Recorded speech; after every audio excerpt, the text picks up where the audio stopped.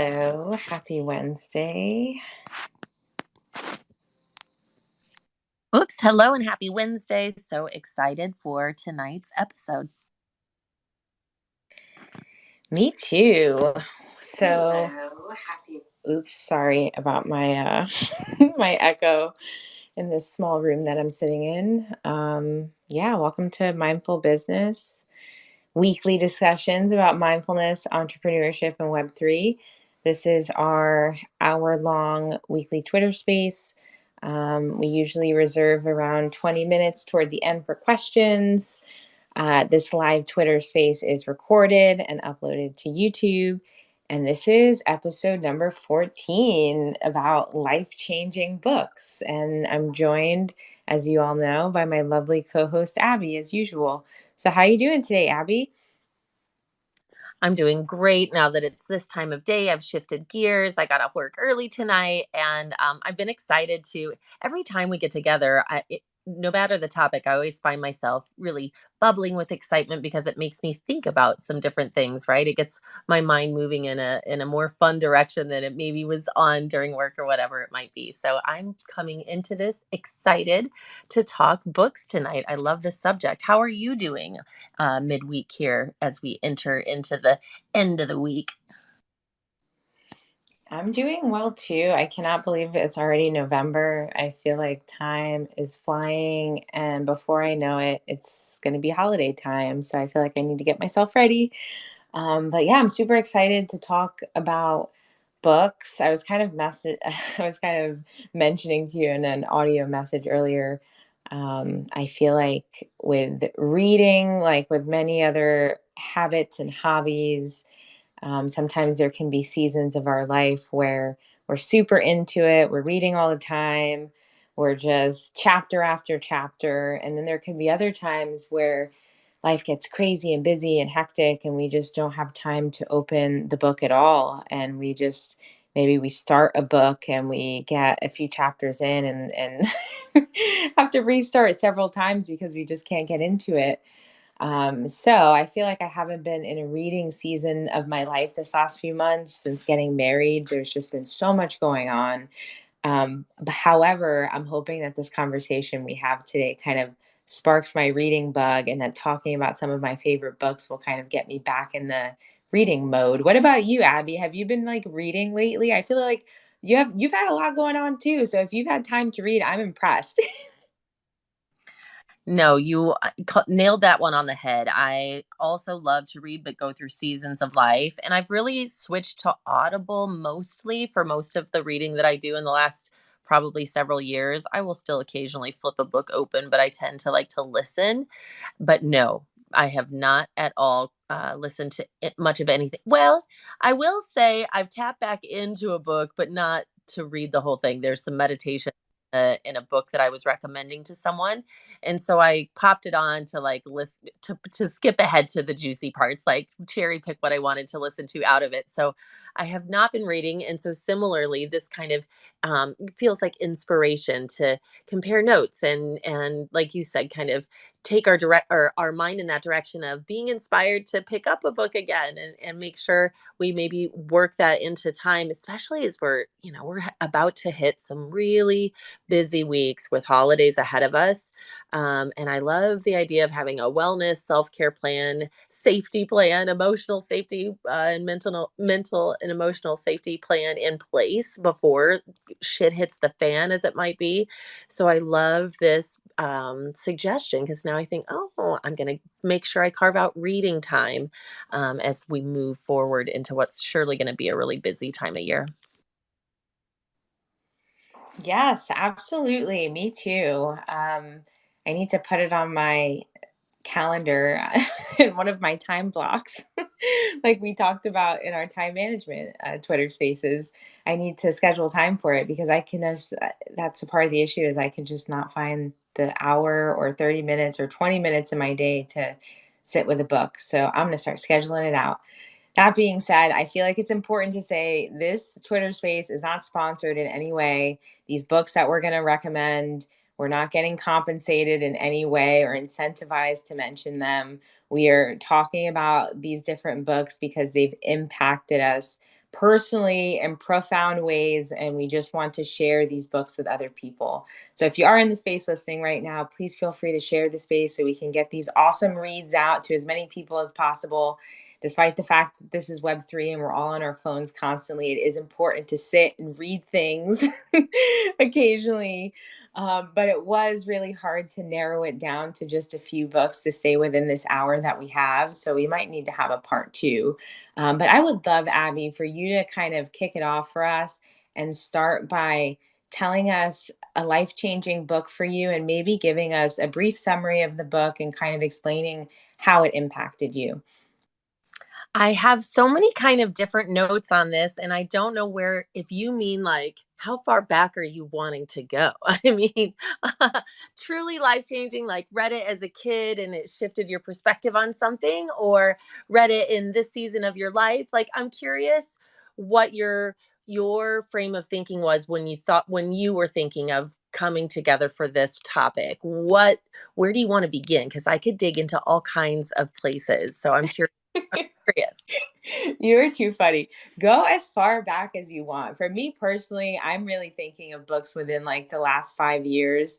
Because really, the last 5 years, I've started getting into self help books. Before that, I was in my early 20s, and thank God there wasn't a lot of self help I had to do. But now that I'm 30 years old, the self help has been creeping up on me. So the last 5 years stand out to me personally. But I know we are on different life timelines. And if you have books that go back further and you want to bring out some oldies, I would love it. And I'm here for it. I'm pretty sure everything on my list could be considered an oldie. Okay, not everything, but most things. Well, let's talk about self-help journey then. Excuse me. Although this is an oldie, I read this book when I was 21, and it absolutely changed my perception on things. It tapped into stuff that I was already feeling and knowing, and it really kind of, I think, put me in the direction of the spiritually inclined path. And it took me almost a year to read because I don't particularly like how the author writes. But and it's fiction. However, the subject matter, it isn't, right. The Celestine prophecies, I feel like I maybe mentioned this in a previous episode, but I could be mixing up Twitter spaces in my brain. But the Celestine prophecies by James Redfield, I read it when I was 21, and that was, let's see, 25 years ago. Yes, just like the other day. But it made a really big impact on me. Have you read it? Is this on your list? Do you know what I'm talking about? No, but I'm looking it up right now. I feel like there may have even been like move a movie perhaps. I could be making that part up, but I feel like there were supplemental books or some kind of resources after, because people seem to respond to the subject matter in it. But yeah, I honestly can't even give you a great summary of it anymore. It's been so long since I've read it, but it really just talks about energy, right? And yeah, it again, it's fiction and kind of boring to get through the storyline that's kind of on top of what really to me was the meat of the matter, which was really energy and how we all respond to each other's energies, and how all living things, emit and store this energy, and how we can connect with like the energy of trees and all these things. So I think you would really dig it. I love it. I was hoping that this space would result in me having some new books to add to my list. And I just found this one on Amazon. It came out in November of 1997. So it's definitely a throwback, but I love it. And it has like 8,000 reviews and 4.5 stars. So you are not alone in thinking it's a good read. So thank you. I appreciate that, Abby. Thank you for kicking off our life changing books space. Okay, I guess I'll share one. We'll go back and forth and we'll share different reads. And then as we approach the end of our space, like our last 20 minutes or so, we'll open the floor if anyone would like to share a book of their own or ask a question, you'd be more than welcome.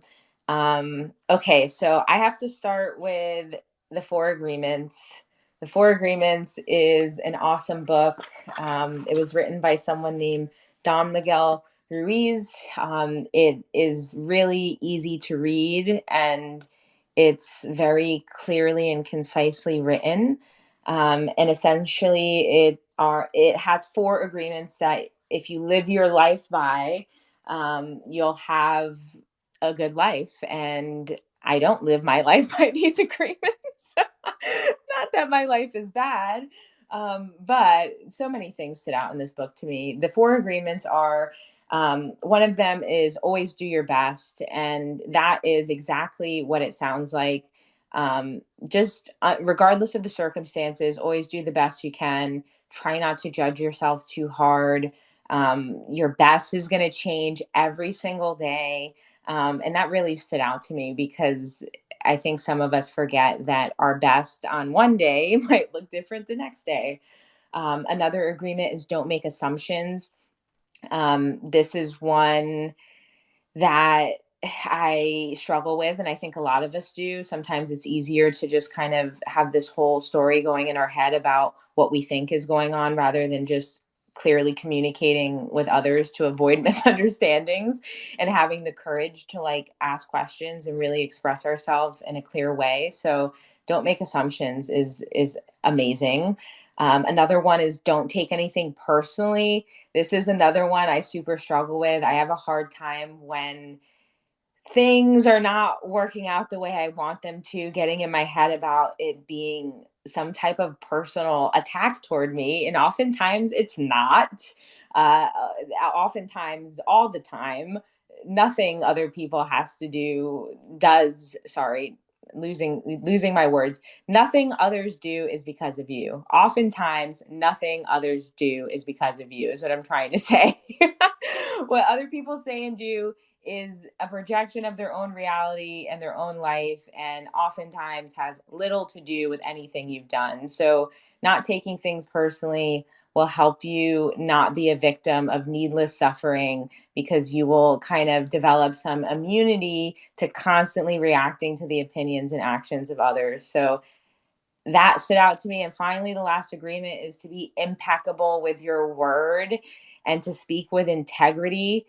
This book is so amazing because it's just like a simple code to live by. Like, avoid using your words to talk bad about yourself or other people. Use your words to spread truth and love. So, like, The Four Agreements is a fantastic book. Again, it's a super easy read. I think it's like 130 pages or so. You could probably read it in a weekend. It's usually in the personal growth or self help section. You can probably find it on Amazon or any bookstore. One of my favorite books, and this author has plenty other books if you find this one and decide that you like it. So that is what I'm going to kick things off with. I'm sure you're familiar with that book, Abby. What do you think?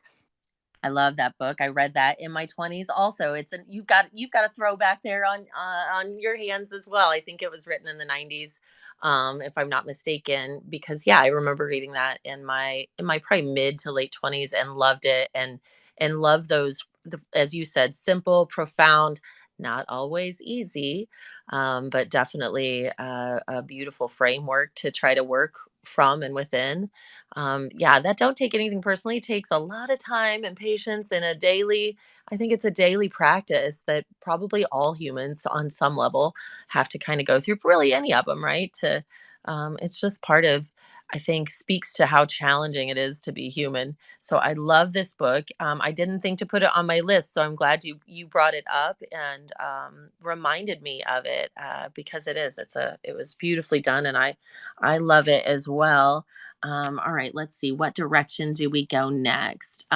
Did you ever read, since I'm going to stick with a throwback and then my next one will be a little more current, I promise. So dust off this one. It's an oldie, but I loved it as well. I'm going to say probably late 90s, early 2000s. maybe it was early 2000s, A New Earth, by Eckhart Tolle. He's got The Power of Now as well, which I also really loved. But A New Earth was maybe life changing is a bit dramatic, but I read it at a time when I was progressing on my spiritual path and journey, and I found it to really speak to me and resonate with me in the moment that I was in. Kind of similarly, late 20s, late 20s, I would say. The kids were, I think I only had two kids, maybe one when I read it. So sometimes I have to remember how old I was at a certain time. But if you haven't read it, you would probably enjoy it as well. Nonfiction. I did listen to it on audio. I enjoy listening to his accent, and his voice is calming and soothing. But Power of Now, I would piggyback off of that as well. Oh my goodness. I love that. The Power of Now is actually on my list, and we are so synced up. And it's so funny because I didn't realize that the Four Agreements was such a throwback. It is definitely from the 90s, and that's that is too funny. It came out when I was a kid, and it's just funny how the truth has no expiration date, and it has no, like, if it's true, it will resonate forever. And I've read amazing books from all periods of time, and it's just fantastic that these messages are still so powerful. So yes, I have an Tolle book as well. I have The Power of Now on my list. It's very similar, sort of, to the book that you mentioned, A New Earth. It's really focused on presence and explaining the concept of being present in every moment and explaining different exercises that you can use to be more present. He talks a bit about his own path to spirituality and presence. Um, it's really a kind of a self help guide that's focused on finding inner peace, releasing your pain. Something that this book presented that really stood out to me and kind of changed my life in a way was his concept of the pain body. And this is really interesting to me because I've heard other authors and spiritual leaders kind of explain this in different ways, but the way that it's explained in The Power of Now is that the pain body is like basically this energetic, body within our physical body where all of our uh, hurt feelings and anger and sadness, and ego and judgment live. And that oftentimes that when we have reactions, and when we're not being mindful, we're kind of reacting to the pain body, and that oftentimes that's also where like traumatic responses live as well. So it's very interesting because it kind of prompted me to think about more, the energetic residue of trauma and pain and sadness and what that can leave within a person, and how it can be quite a battle to overcome these patterns, that form within ourselves. Um, and when you think about the pain body, you start to kind of separate it from yourself, and you start to realize, like, okay, my pain body is inside of me, but like I am not my pain body. Like I am not my pain. I'm not my fear, my hurt, my sadness, my anxiety. Like that, I feel it, and it's real, but like it's not me and it doesn't define me. And like that concept for a lot of people with who are having mental health like struggles is very powerful, because you can start to put some much needed distance between yourself and what you've been struggling with. So yes, yes, yes, I would highly recommend the book. I know it's a New York Times bestseller and it's sold millions of copies. So we are also not alone in thinking it's a good one, but absolutely, Abby. As you were speaking, I didn't have this on my list coming into the conversation, but as you were speaking, it reminded me of the amazing book, which maybe you're familiar with, but really ties in with that very theme of the pain body, is that the body keeps the score. um uh, uh Vander Kolk, MD. A researcher wrote the book, right, on traumatic stress, and how the body, holds on to the stress. And it's a really interesting look at that very thing that you're talking about. I don't know when it was written. I'm trying to look it up to see. But that's a good one to tie in with that. Maybe not as fun to read. But definitely that if you enjoy that subject matter, I've had the opportunity to study with a teacher named Jeff Masters. He keeps saying he's going to write his book, but he hasn't put it out yet. But talks a lot about these things as well. He talks about the issues being in the tissues, right? And everything we experience gets stored energetically, but on more than that subtle body level. Ultimately, if we hold on to it, it does turn into manifest into things into our bodies. So there's so much really interesting science-based research out there to support what philosophical and spiritual leaders are out there talking about, like Eckhart Tolle. So yeah, thanks for reminding me of another book to add to the list. Have you read that one? Are you familiar with it? Oh my goodness, we finally have a match. Yes, I'm holding it in my hand right now, and it was absolutely on my list. I love that you mentioned it. This is a fantastic book. Um, this is the first book that I read that really helped me understand that trauma is the cause of many mental health issues. Um, I mean, I understood it on a conceptual level, but this book really explains the brain and how trauma impacts it, and has tons of like case examples from his own therapy experiences. um, and the person who wrote it is a psychiatrist and researcher, and has like this wealth of knowledge to pull from. So it is really interesting. The other thing that really stood out to me reading it is he does mention specifically mindfulness and yoga a lot throughout the book, in terms of like a way to kind of reset the trauma and kind of release it from your body.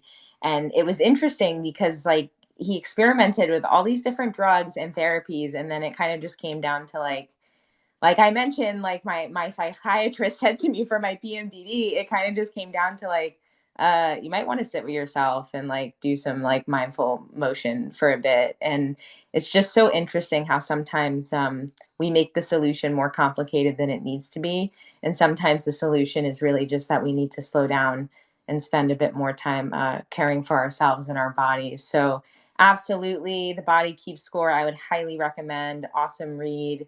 Yes, we are on the same page, literally, Abby. I suspected that might end up happening. We might match up a little bit. It makes me think of yet another book, and I know I have suggested this to you before, but I think it ties in exactly with all of these things.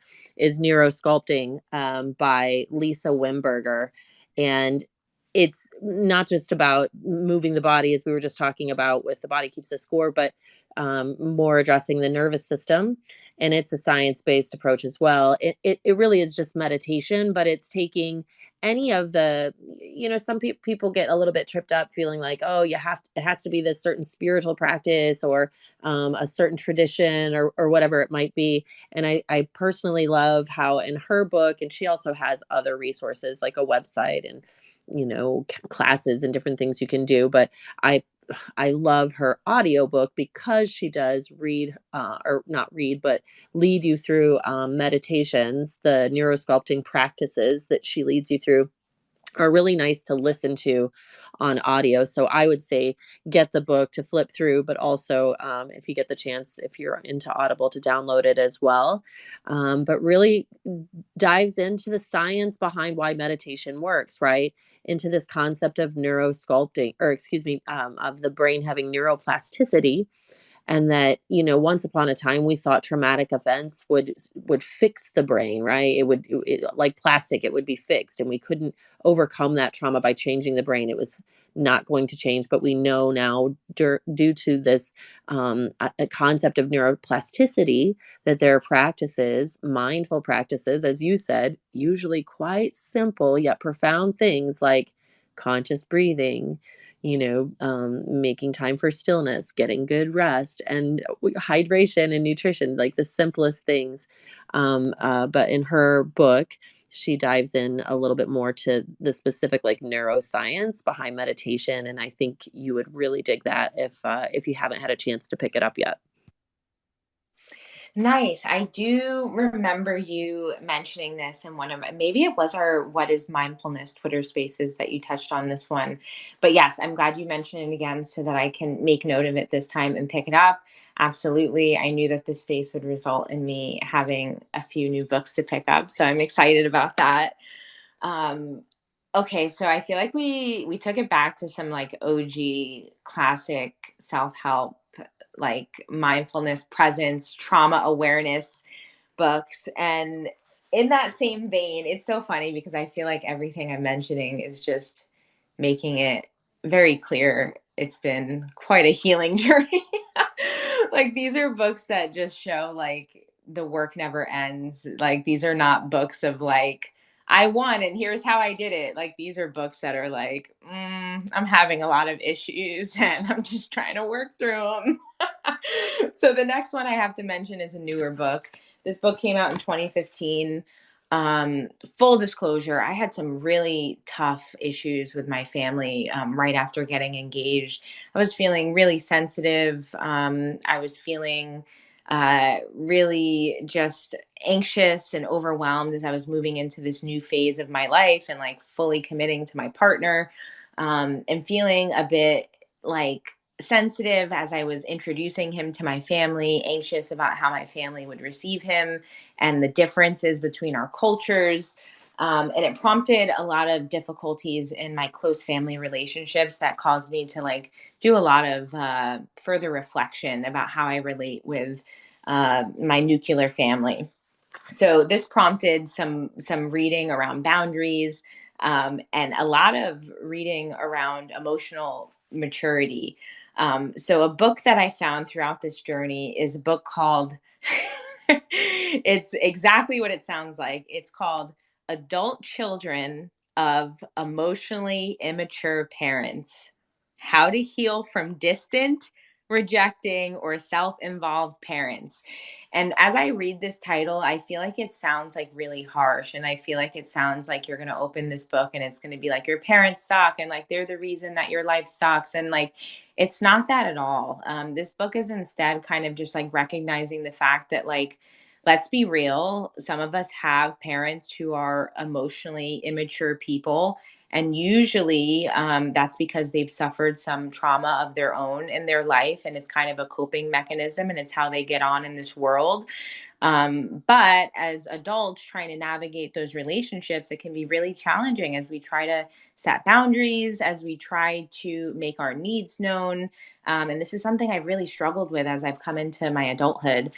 So this book was really helpful for me. It basically talks about kind of how you can recognize what an emotionally immature parent is. It's not just like a parent who doesn't give you what you want or gets on your nerves. Like there are very clear definitions and descriptions. And it kind of talks about how you can free yourself of the cycle by not internalizing your feelings, not getting hooked into these depleting and draining situations, and kind of establishing a bit more autonomy and developing boundaries. So it's a fantastic book. If even if it's not your parents and it's just someone in your life that you're in a close relationship with, it could be a sibling, it could be a partner, a colleague. If you find yourself struggling with someone who does not have the emotional maturity to relate with you in a way that suits you and makes you feel good, I would suggest this read. I have not heard, I maybe heard you mention this before, but otherwise I am not familiar with this book. So I'm so glad to be introduced to a new resource. Emotional maturity and emotional intelligence are a learned skill and sometimes hard to come by, and it can be incredibly draining when we have people in our lives, especially close personal interpersonal relationships, when we aren't supported in those ways. It can be a real difficult thing and challenge. So I love learning of a new resource. So I'm going to write that one down. I'm so glad that you shared that. And yes, family dynamic can be a challenge. And as ages and stages and seasons of your life change, that dynamic continues to change. And sometimes you are kind of pushed and forced into not being able, right, to talk through it with a parent. They may not receive it, or may just not be able to mentally deal with it anymore, or whatever it might be. So I love these resources, because at the end of the day, we have to be able to process our feelings about those things, right? And give ourselves that space and grace to grow. So I love that. It makes me think of my next book, not completely related, but something that helped me emotionally a lot. And I didn't read it thinking it would. I had no expectations, I suppose, but I didn't read it thinking it would be like any sort of a self help thing, honestly. But Untamed by Glennon Doyle, have you read that? Um, if you No, have, tell me more. oh goodness, if you haven't, please immediately, the minute we get off of this space, get you that book. I'll send you my Audible if I can. It's it actually was literally life changing. I read it at the during the pandemic, like springtime during the pandemic, late spring it was, into early summer. And oh God, I can't even fully describe, but she really hits the nail on the head when she talks about, why is it in our society, when did it become the absolute pinnacle of success for a woman to become selfless, to literally give every ounce of herself and her identity and her comfort and her everything the fuck away? When did that become a thing? And so this book is, it's a lot about her and her life, Glennon Doyle, um as she, she's had a long marriage and children, and it wasn't that they were whatever, you have to read it, but she meets the love of her life. She's married to a female soccer player, Abby, I can't remember her last name. And just her coming into this new season of her life and realizing who the fuck she is. And it kind of there's a line about, you'll have to read it, I don't want to give it all away, but she really there's this really great story about a cheetah at a zoo, and how it has to do the same thing over and over again, and how it really longs to be free. And she's in this book, and of course I listened to it on audio, but reminding us that you are a goddamn cheetah. You are meant to run wild and to tap into the things that make you feel alive. And she talked about her journey with sobriety in that book. And Sarah, I drank for a long, long time. First time I got drunk, I was 7 years old. And the last time was not long after I read that book, July 6th, 2020. I woke up that morning, very quietly decided I was done drinking. I couldn't keep up with myself during the pandemic, and it just didn't serve me anymore. I didn't make a big deal about it. I didn't post about it. I didn't tell anyone actually about it. I just decided that day, and I got on a app called I Am Sober, and it was literally words that I read Glennon Doyle write in that book. And when I read them at that moment in my life, the timing was just right, and things just clicked and hit. And I thought, as she says in this book, I can do hard things. We can do hard things. There are better ways to manage my stress, and that are better for me. Hey, I've enjoyed the shit out of many drinks for a long time with no problem. But then it kind of became a problem, so I stopped. But that was a life changing book. And if you haven't read it, please do. I think every woman should. Oh my goodness, that is really inspirational and touching. And I had no idea that this book had sparked your sobriety journey. And I'm just absorbing that. That's fantastic. I always find it interesting what prompts people to decide to get sober. Not to be nosy and pry and ask, like, hey, so what is it? But when people do share their story, it's just always very fascinating to me, in terms of what it is ultimately that kind of unlocks something within the brain to make you decide in that moment, like, okay, time to change this habit. This isn't serving me. This isn't working. So fantastic. Thank you for sharing that. I'm definitely going to check it out. I'm going to have enough books to read throughout probably the next 8 months after this Twitter space. So I will have lots of reading to do. Fantastic. I love that. It's amazing how books can just kind of like not be our shoulder to cry on, but like they give us support through difficult times and give us insight and perspective. So that's amazing. Okay, so goodness gracious, where do I go from here? What? Okay, so one that comes to mind is a book called Emotional Agility. It's called Emotional Agility, and it's by a woman named Susan David. And the subtitle is "Get Unstuck, Embrace Change, and Thrive and Work in Life."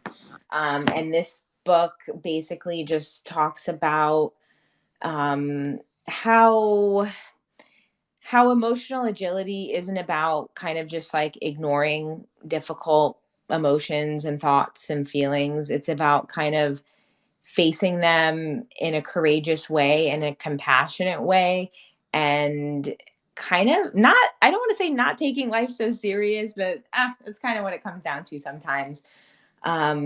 It's a really amazing book. She talks a lot about, well, first of all, she's a psychologist, so she developed all these different concepts and such. So she refers a lot to her own studies. But it stood out a lot to me because I have a tendency when I'm really in my feelings to just kind of, as she says in the title, get unstuck. I get stuck. And when I'm feeling depressed or anxious, like many depressed or anxious people, I kind of just stop everything. I don't do my self care. I don't do my socializing. I don't do my eating right. I don't do my exercise. I don't do my sleeping right. It's just like everything is off and I'm just like stuck and stagnant. And emotional agility is about like facing the discomfort and like moving through it in a graceful way without getting down on yourself so bad and without being immobilized by it. And this stood out to me too because sometimes when things don't go our way, we can get really broken down. There are people who, if they don't get their way, it's like a baby tantrum, like a 2-year old, and that's because they don't have any emotional agility. And their feelings are just like at the drop of a hat or a snap of a finger. Everything changes for them. Their whole emotional world is upside down.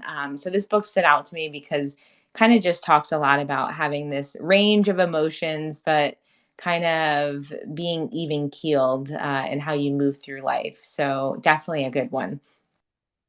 I feel like I've eyeballed that before and forgot it existed and never did come back to read it. So I appreciate that suggestion as well. That sounds right up my alley. Like another good resource. I love books that I feel like are a good resource in, um, yes, self help, but just in continuing our self care. The more we can fine tune these things, right, and fine tune these skills, I think the better we are for it. It enriches our lives, and yeah, makes us suffer less in the long run. I'm all about that.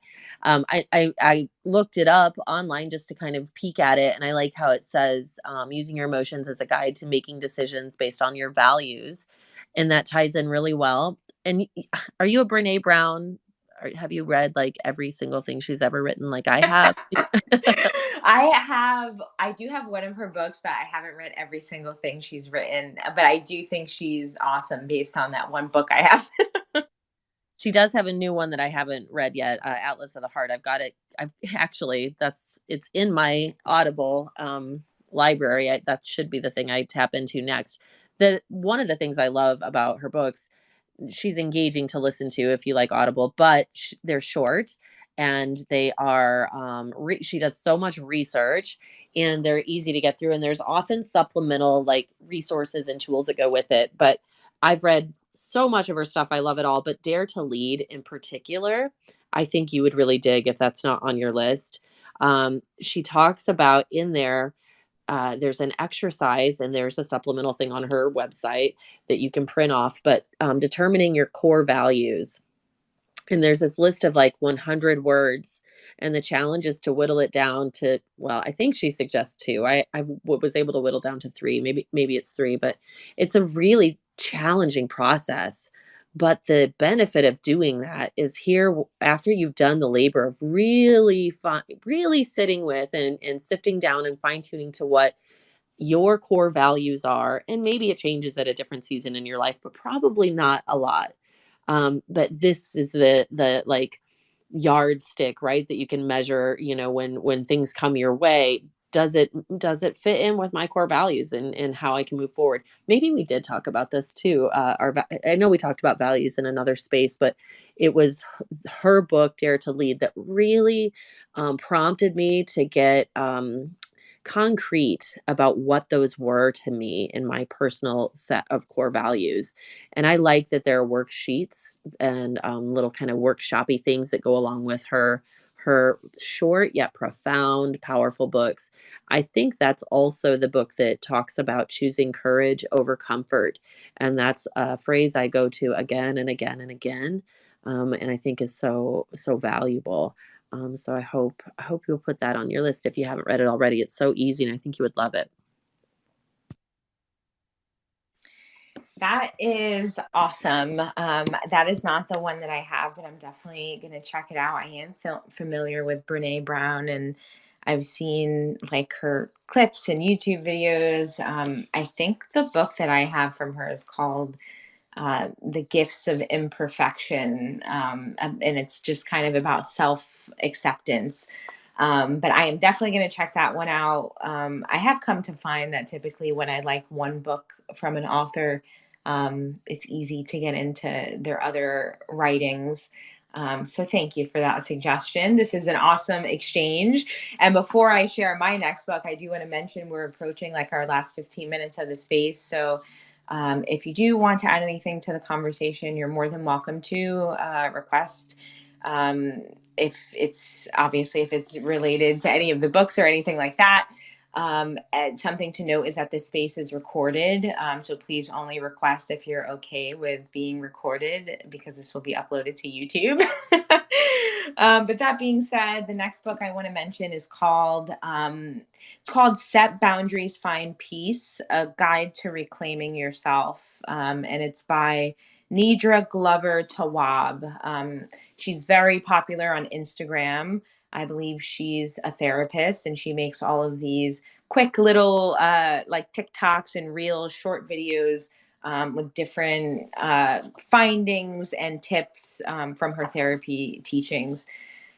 We had a whole Twitter space about creating boundaries, and a lot of the things that I referenced in that Twitter space were things that I picked up directly from reading her book and watching her videos. So, this book specifically talks about what are boundaries, the different types of boundaries there are, what it looks like for someone to like violate your boundaries, how you can communicate your boundaries in healthy ways, how trauma affects your boundaries, uh, different types of boundaries like friendships, work, romantic, technology and social media. It's a really fantastic book, and it is relatively new. And that being said, I think that perspective is awesome because she does talk a lot about creating boundaries on like our social media and technology consumption, which is interesting because this is a whole new concept of boundaries, is like internet boundaries. We create a boundary when we decide to block or unfollow someone. That's a internet energetic boundary that we're creating. So it's an awesome book. I would highly suggest it to anyone who, even if you don't struggle with setting boundaries, I just think it's a good read. Because some of us think we're good at setting boundaries, but we're actually coming off a bit too harsh and stern. And when we do that, we're not really communicating the boundary effectively either because the other person is so turned off that they can't receive the message appropriately. So, a part of boundaries is being tactful. So yes, a really good read and highly recommended. That sounds awesome, and you're right. I think there is. I think if you're too rigid and too flexible, right? It's like I always think about The Wizard of Oz. It's one of my all-time favorite movies, so I always reference so many things, like you can't be the Tin Man and you can't be the Scarecrow either, right? You've got to have some sort of middle path there. So I love that, and always love a new resource. Boundaries are so important. I loved our episode on that as well. I It doesn't segue well into my last recommendation, or I could actually have more than, but the last one that I have on my list, I'm sure whatever you say next will prompt me to remember another one, because I've got a really fun library of these kinds of things, having wellness studio over the last many years. But one that I think you would love right now in your yoga teacher training journey, and maybe you already have it, but The Path of the Yoga Sutras by Nikolai Bachman. It's such a helpful resource in understanding the Yoga Sutras. Often teacher training sessions require you to read the Yoga Sutras, and it can be a bit daunting and hard to like really translate into how it's even, some of it is applicable to like modern day. But Nikolai Bachman takes the sutras and really has a way of breaking it down for our Western minds, our modern Western minds, to grasp and understand it. It's sometimes oversimplified, but I think it's a really good resource. And it's something that I actually need to go back to, but I would revisit it annually for when I would be training other instructors. And every year I would read it, I would feel a new level of understanding of the sutras. And that's something that takes, it's like decades and decades of digging into that stuff. And you're still just scratching the surface. So, as overwhelming as some of the esoteric texts can be, he's a really great resource in breaking down the Yoga Sutras. So if you don't have that in your teacher training toolkit, I highly recommend it. And there's one book that he has, but there is like no, like a whole expanded pack that has a training book that goes with it, and like 12 CDs that you can listen to, and all the jazz, like even flashcards or something. But you can get like just the paperback book for like $12, I think, on Amazon. Nice. This we do have required texts for yoga teacher training, but this is not one of them. So I absolutely appreciate the recommendation. I just looked it up and found it on Google. And again, it has like a 4.8, and it has, oh my goodness, over 1,000 reviews. So it's definitely a popular book. You are right. All of the Sanskrit, overcoming like the terminology and the language barrier can make it a bit overwhelming and confusing. So any breakdown of any sort is much appreciated. So thank you, Abby. And I don't think it was, I think it was a perfect transition. We can always move from any topic to yoga. So no worries there. Okay, so I think I will close out with one final book recommendation that is also kind of like unrelated to the last. It's not related to yoga or boundaries or emotional agility or presence. I see a lot of profile pictures in the audience right now that appear to be women, I'm going to assume, based on your photo. And that being said, I'm going to assume that you've experienced menstruation. And maybe if you're not right now, you have at some point in your life in the past. So the next book that I'm going to suggest is really focused on that specifically. It's called Red Moon: Understanding and Using the Creative, Sexual, and Spiritual Gifts of the Menstrual Cycle. And it's by an author named Miranda Gray. I discovered this book is not new. I think it's, let me see, it's from like early 2000s. But I really discovered this book when I first found out that I have PMDD. I was really trying to get more into the nature of my cycle and understand the different phases of the menstrual cycle.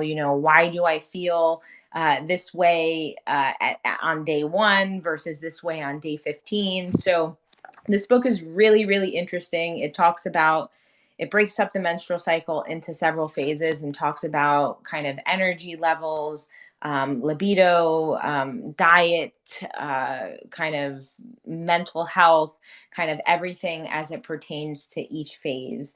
And it gives each phase its own, like, would you put it, like a symbol. So, like, for example, they call ovulation the mother phase, and they call, like, menstruation the hag phase. And then they kind of go through these symbolism and archetypes for each. For me, it was really powerful. I feel like for a lot of us, getting our period is just this thing where it's like this inconvenient bleeding, and it's just like, oh, well, here we go. Now I got to put a pad on and fucking try and move through life gracefully, but I'm super fucking annoyed and tired and like have cramps. And it's just like this whole kind of like fake it till you make it type of thing that society has forced on us. But this book really kind of opened my brain to realize like it's this beautiful natural process, and that when you're menstruating or even when you're not, there are different energies within yourself that are available to tap into. And when you're menstruating, it's actually a great time to be introspective. It's actually not a great time to just force yourself to like bleed through the motions and do whatever the hell you usually would do.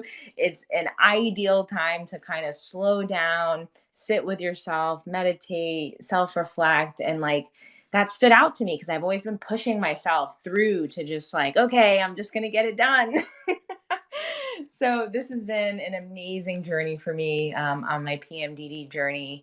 And if you have PMS issues, or just like want to learn more about your menstrual cycle in general as it relates to like spirituality and creativity and things of that nature beyond just the biology, I would definitely check it out. I love that so much. I will definitely share that resource with my sisters who are still experiencing their menstrual flow, and my daughters as well, as they enter those phases into their life. I think it's such a beautiful thing to create relationship with yourself, with your body, with the systems of your body. So often, as you said, we're quick to kind of just be annoyed by the things that happen in our bodies, but there really is such a beautiful relationship to be had. So I love this concept of this book. I love the idea of the book. And I have stepped into what I would call the crone phase of my life. And it's a beautiful thing. And boy, the last few years leading up to this were, really challenging with my menstrual cycle. And so it's an interesting thing to shift to the other side of it.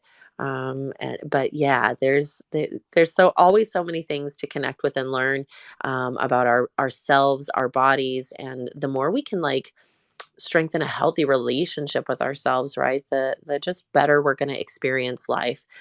What a thought provoking conversation tonight, and I love all the resources that you always share, but tonight specifically through books. I loved this so much.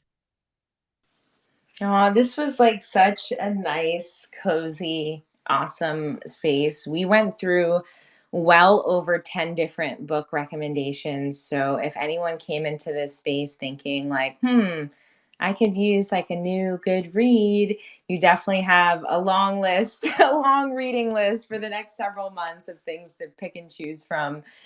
Depending on where you're at in your journey or your life, we covered so many things. Boundaries and presence and trauma and menstruation and life changes. So many different avenues. So, for anyone who joined late and missed the beginning of this conversation, it was recorded. You'll be able to play it back. We will upload it to YouTube. You'll be able to listen to it anytime if you missed out. This is a weekly Twitter space. We have this space every Wednesday evening. We talk about entrepreneurship, wellness, Web3. I can't remember off the top of my head in this given moment what next week's topic is. So, that being said, it will be a mystery. And I guess we'll all be surprised next week. Thank you, everyone who hung out with us the last hour. If you have any questions or feedback, feel free to send a DM. Otherwise, we will see you next week.